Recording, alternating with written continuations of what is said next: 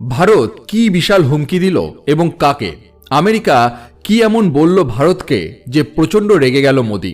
আসুন আজকে এই তথ্যই আপনাদের সাথে ভাগ করে নেব এই ভিডিওটির মাধ্যমে। নমস্কার বন্ধুরা, ভারত দর্শন চ্যানেলে আপনাদের সকলকে স্বাগত জানাই। বিশ্ব রাজনীতির ইতিহাসে যুক্তরাষ্ট্রের বিদেশ নীতি সবসময় একটি গভীর আলোচনার বিষয়। বিশেষ করে যেসব দেশ বিপুল প্রাকৃতিক সম্পদের অধিকারী অথবা যাদের উত্থান বৈশ্বিক শক্তির ভারসাম্যকে প্রভাবিত করতে পারে, তাদের ক্ষেত্রে আমেরিকার নীতি অনেক বেশি সক্রিয় ও কৌশলগত হয়ে ওঠে। তেল, গ্যাস ও শক্তি সম্পদ এখানে একটি গুরুত্বপূর্ণ ভূমিকা পালন করে, কারণ আধুনিক বিশ্বের শক্তি মানেই অর্থনীতি, আর অর্থনীতি মানেই প্রভাব ও ক্ষমতা। এই ভিডিওতে বিষয়গুলি বিস্তারিত আলোচনা করতে চলেছি, তবে তথ্যগুলি সম্বন্ধে জানবার আগে আপনারা যারা এই চ্যানেলে নতুন তারা অবশ্যই চ্যানেলটি সাবস্ক্রাইব করুন এবং বেল বাটনে প্রেস করুন এরকম আরও অনেক নতুন ভিডিও নোটিফিকেশন পেতে। ভিডিওটি দেখে ভালো লাগলে অবশ্যই একটি লাইক করবেন এবং সবাইকে শেয়ার করবেন যাতে তারাও ভিডিও দেখে উপকৃত হয়, এবং কমেন্টে জয় হিন্দ ও জয় ভারত লিখতে ভুলবেন না। এবার চলুন এই বিষয়টি বিস্তারিতভাবে জেনে নেওয়া যাক। যুক্তরাষ্ট্র দীর্ঘদিন ধরেই তেল সমৃদ্ধ দেশগুলোর উপরে বিশেষ নজর রেখে এসেছে। এর পেছনে শুধু জ্বালানি নিরাপত্তা নয়, বরং বৈশ্বিক বাজার নিয়ন্ত্রণ, মুদ্রার প্রভাব ও ভূরাজনৈতিক কর্তৃত্ব বজায় রাখার কৌশল কাজ করে। ইতিহাস দেখায় যেসব দেশ নিজেদের সম্পদের উপরে স্বাধীনভাবে নিয়ন্ত্রণ নিতে চেয়েছে, তারা প্রায়শই নানা ধরনের আন্তর্জাতিক চাপের মুখে পড়েছে। এই প্রেক্ষাপটে ভেনেজুয়েলা একটি গুরুত্বপূর্ণ উদাহরণ। ভেনেজুয়েলা বিশ্বের অন্যতম বৃহৎ তেল মজুতের অধিকারী দেশ।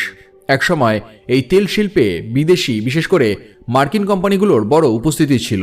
কিন্তু 2007 সালে ভেনেজুয়েলার সরকার তেল শিল্প জাতীয়করণের সিদ্ধান্ত নেয়। এই সিদ্ধান্তের মাধ্যমে দেশটি স্পষ্ট করে দেয় যে তারা নিজেদের প্রাকৃতিক সম্পদের উপর পূর্ণ সার্বভৌম অধিকার চায় এবং বাইরের প্রভাব থেকে মুক্ত থাকতে চায়। এই সিদ্ধান্ত ভেনেজুয়েলাকে অর্থনৈতিকভাবে স্বাধীন হওয়ার একটি সুযোগ দিলেও একই সঙ্গে আন্তর্জাতিক রাজনীতিতে নতুন জটিলতা সৃষ্টি করে। মার্কিন কোম্পানিগুলির বিদায়ের পর ভেনেজুয়েলার নতুন অংশীদার খুঁজতে শুরু করে। রাশিয়া ও চীনের মতো দেশগুলো এই সুযোগে ভেনেজুয়েলার সঙ্গে ঘনিষ্ঠ সম্পর্ক গড়ে তোলে। এতে করে শুধু অর্থনৈতিক সহযোগিতা নয়, কৌশলগত দিক থেকেও একটি নতুন সমীকরণ তৈরি হয়, যা যুক্তরাষ্ট্রের জন্য স্বস্তিকর ছিল না। এরপর ধীরে ধীরে ভেনেজুয়েলার উপর বিভিন্ন ধরনের অর্থনৈতিক চাপ ও নিষেধাজ্ঞা আরোপ হতে থাকে। আন্তর্জাতিক লেনদেন সীমিত হয়, তেল রপ্তানিতে বাধা আসে এবং বৈদেশিক মুদ্রা অর্জন কঠিন হয়ে পড়ে। এসবের সরাসরি প্রভাব পড়ে সাধারণ মানুষের জীবনে। দৈনন্দিন প্রয়োজনীয় জিনিসের ঘাটতি, মূল্যবৃদ্ধি এবং অর্থনৈতিক অস্থিরতা দেশের অভ্যন্তরীণ পরিস্থিতিকে আরও জটিল করে তোলে। এই ধরনের পরিস্থিতি বিশ্বজুড়ে একটি বড় প্রশ্ন তুলে দেয়: কোনো দেশের অভ্যন্তরীণ সিদ্ধান্তের জন্য বাইরের শক্তির এমন হস্তক্ষেপ কতটা ন্যায্য? আন্তর্জাতিক রাজনীতিতে এই প্রশ্নের উত্তর সবসময় স্পষ্ট নয়। অনেক সময় শক্তিশালী দেশগুলোর সিদ্ধান্তই বাস্তবতা হয়ে দাঁড়ায়। ভেনেজুয়েলার ক্ষেত্রেও আমরা দেখেছি কিভাবে একটি দেশের প্রাকৃতিক সম্পদের উপর নিয়ন্ত্রণ নেওয়ার সিদ্ধান্ত তাকে বৈশ্বিক রাজনীতির কেন্দ্রবিন্দুতে নিয়ে আসে। এই প্রেক্ষাপটেই ভারতের অবস্থান বিশেষভাবে গুরুত্বপূর্ণ হয়ে ওঠে। ভারতও একটি বড় ও দ্রুত বিকাশমান অর্থনীতি, যার ভূ রাজনৈতিক গুরুত্ব দিন দিন বাড়ছে। কিন্তু ভেনেজুয়েলার সঙ্গে ভারতের একটি মৌলিক পার্থক্য রয়েছে। ভারত কখনোই একক কোনো শক্তির উপরে নির্ভরশীল নয়, বরং ভারত শুরু থেকেই বহুপাক্ষিক সম্পর্ক, কৌশলগত ধৈর্য ও স্বাধীন সিদ্ধান্ত গ্রহণের নীতিতে বিশ্বাসী। ভারতের বিদেশ নীতি মূলত জাতীয় স্বার্থ, সার্বভৌমত্ব ও স্থিতিশীলতার উপরে ভিত্তি করে গড়ে উঠেছে।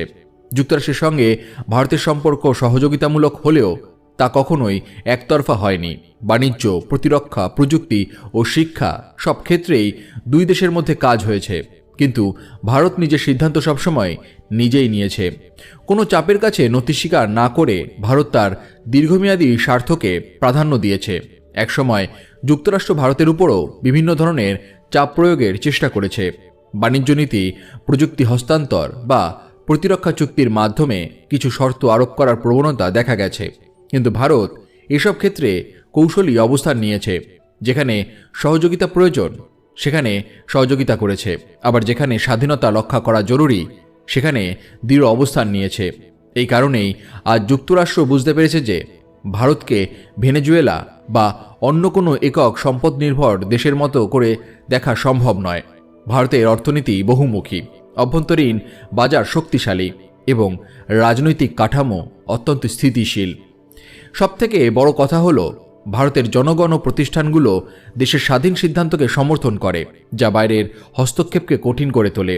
ভারতের সামরিক সক্ষমতা ও কৌশলগত ধৈর্য এক্ষেত্রে গুরুত্বপূর্ণ ভূমিকা পালন করেছে। ভারত কখনো হঠাৎ প্রতিক্রিয়ায় সিদ্ধান্ত নেয় না, বরং পরিস্থিতি বিশ্লেষণ করে, সময় নেয় এবং দীর্ঘমেয়াদী প্রভাব বিবেচনা করে পদক্ষেপ নেয়। এই পদ্ধতি আন্তর্জাতিক মহলে ভারতের প্রতি আস্থা বাড়িয়েছে এবং দেশটিকে একটি দায়িত্বশীল শক্তি হিসেবে প্রতিষ্ঠিত করেছে। ভেনেজুয়েলার সংকটের সময়ও ভারত একটি ভারসাম্যপূর্ণ অবস্থান নিয়েছে। ভারত সহিংসতা ও অস্থিরতার পক্ষে নয়, বরং শান্তিপূর্ণ সমাধান ও সংলাপের উপরে জোর দিয়েছে। একই সঙ্গে ভারত নিজের শক্তি, নিরাপত্তা ও কূটনৈতিক স্বার্থ বিবেচনায় রেখেছে। এই দ্বৈত ভারসাম্যই ভারতের কূটনৈতিক শক্তি। সব মিলিয়ে বলা যায়, যুক্তরাষ্ট্রের বিদেশ নীতি অনেক সময় শক্তি, সম্পদ ও প্রভাব বিস্তারের দিকে ঝুঁকে থাকলেও ভারত তার নিজস্ব পথ তৈরি করতে সক্ষম হয়েছে। ভারত প্রমাণ করেছে যে একটি দেশ শক্তিশালী হতে গেলে শুধু সম্পদ নয়, প্রয়োজন সুসংহত নীতি, ঐক্যবদ্ধ সমাজ এবং আত্মবিশ্বাসী নেতৃত্ব। এই গল্প আমাদের একটি বড় শিক্ষা দেয়। বিশ্ব রাজনীতিতে চাপ ও প্রভাব সবসময় থাকবে, কিন্তু যে দেশ নিজের সিদ্ধান্ত নিজে নিতে পারে, বহুপাক্ষিক সম্পর্ক গড়ে তোলে এবং ধৈর্যের সাথে এগোয়, তার পথ আলাদা হয়ে ওঠে। আজ ভারত সেই পথেই এগোচ্ছে, স্বাধীনভাবে, আত্মমর্যাদার সঙ্গে এবং ভবিষ্যতের দিকে দৃঢ় দৃষ্টিতে। আপনাদের এই বিষয়ে কি মতামত সেটি অবশ্যই কমেন্ট করে জানাতে ভুলবেন না। ভিডিওটি দেখে ভালো লাগলে অবশ্যই একটি লাইক করবেন এবং সবাইকে শেয়ার করবেন, যাতে তারাও ভিডিও দেখে উপকৃত হয়। সবাই ভালো থাকুন এবং সুস্থ থাকুন। ধন্যবাদ।